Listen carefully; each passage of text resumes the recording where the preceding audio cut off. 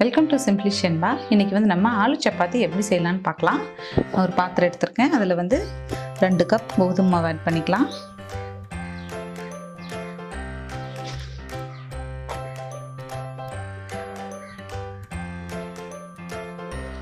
கூடவே உருளைக்கிழங்கு வேக வச்சு மசிச்சு வச்சுருக்கேன். இதையும் ஆட் பண்ணிக்கலாம்.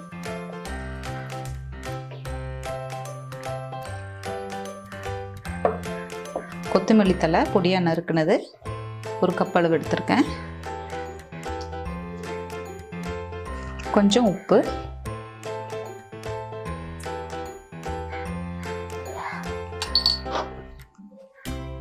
மிளகாய்த்தூள் 1 ஸ்பூன்,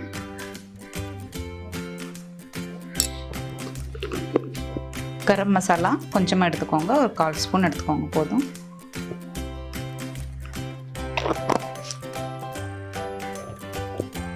ஒரு ஸ்பூன் ஆயில் மிக்ஸ் பண்ணிக்கலாம்.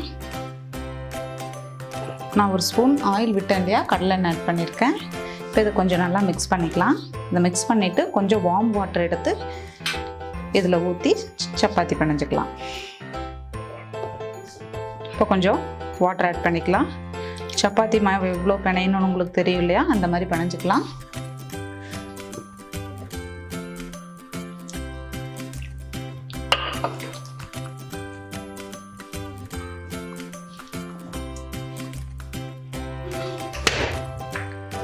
சப்பாத்தி மாவு நல்லா நம்ம பிணைஞ்சாச்சு. இப்படி தட்டினீங்கன்னா நல்லா சாஃப்ட்னஸ் கிடைக்கும்.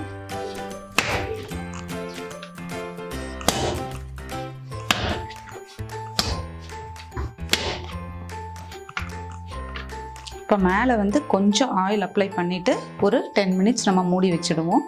மேலே ஆயில் எதுக்கு போடுறோன்னா மேலே வர வரன்னு ஆகக்கூடாது, அதுக்காக தான்.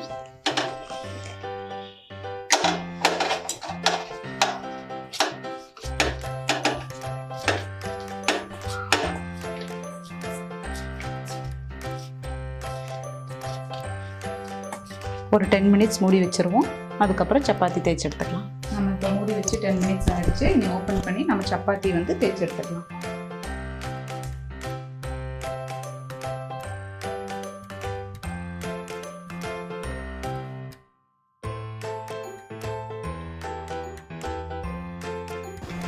நம்ம கிழங்குல போட்டனால நல்லா சாஃப்டாக தான் இருக்கும்.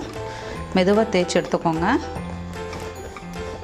இது நமக்கு ரவுண்டாக கிடைக்கலன்னா வந்து நீங்கள் டிஃபன் பாக்ஸ் மூடியை வச்சு கூட அந்த ஷேப்புக்கு கட் பண்ணி எடுத்துக்கலாம்.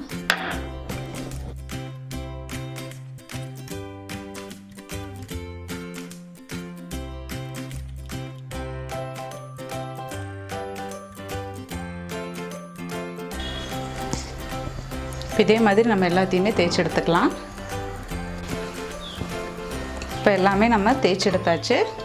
சப்பாத்தி கல் வச்சுருக்கேன், சூடாயிருச்சு. இப்போ ஒவ்வொரு சப்பாத்தியாக நம்ம போட்டு எடுத்துக்கலாம். திருப்பி போட்டுக்கலாம்.